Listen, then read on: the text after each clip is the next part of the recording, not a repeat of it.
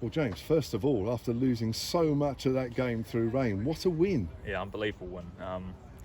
And credit to all the players, because we had faith we could force a result, and Allsop batted us into a strong position. A lead of 100, we thought if we give ourselves enough overs, we could knock them over. That's exactly what happened. But there didn't seem enough time left. Did you truly believe that? Yeah, I think we did. I think that was like just the feeling within the dressing room. We had a chance. We saw early on on day 4 when Dunn was sort of sitting on a few on to get wickets. We thought there's enough in the wicket. We had Mace, who's always going to spin one on day 4. Just had the belief, and we went out and we did it. And you picked up 4 wickets, including a hat-trick. Yeah, unbelievable. But credit to the guys who opened the bowling, Wheeler and Holland for sort of breaking it open.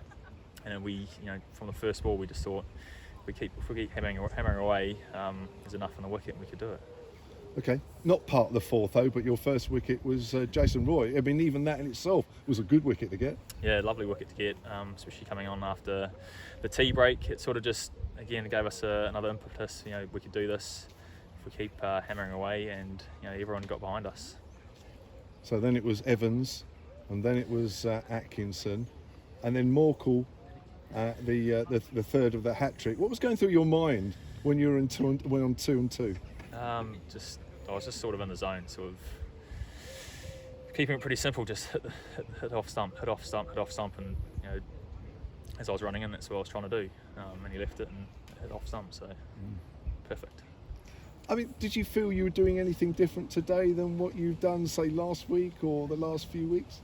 I was clearly doing something different today, because the last few weeks have been pretty rubbish for the standard that we set.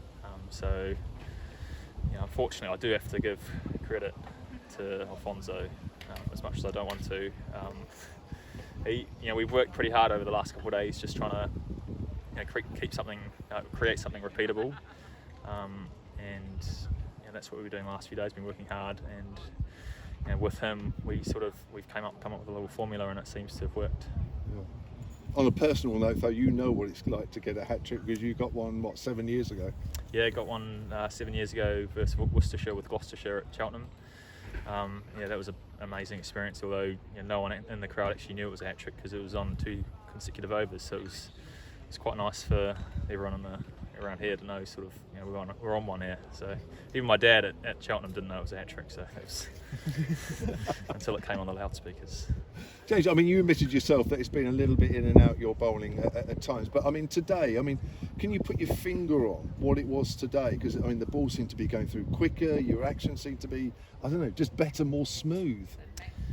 Yeah, well, I worked pretty hard during lockdown. I felt pretty good coming into trainings, and then for whatever reason lost it. Me and Fon sort of butted heads for a little bit over what the issue was, but I sort of finally relented, and just started doing something that he suggested, and it seemed to have worked. And once it clicks, it's just you've got to keep doing it over and over. Just as someone like Keith Barker, who is an absolute warhorse for us, will tell you, just you've got to keep doing the same things, and that's sort of what we did. It's an amazing turnaround, isn't it? Because at Sussex it didn't look right team-wise, and yet here we are, a great game and a great win at Radlett, and a really good win here for lots of different reasons. Yeah, I think we're still kicking ourselves over that loss at Sussex, because they're a team that we should have we had on the ropes, and we probably could have won on day 3 or 4. So it's sort of a slight change in sort of our mentality, a bit more hungry, a bit more positive, and that sort of just, as I said, is creating belief in the squad that we can win from any position, and that's all you want as a team. 2 wins out of 3 now. You've got Essex, who are probably the favourites coming to Arundel here next week. Another good result against them, and things might start to happen. Yeah, exactly. It's such a short competition, and there's so many. Everyone's sort of trying to win, so anything can happen. And if we just sort of keep our heads down and just keep believing and keep if we bring what we did today, we've got a great chance, and what we have brought over the last few days.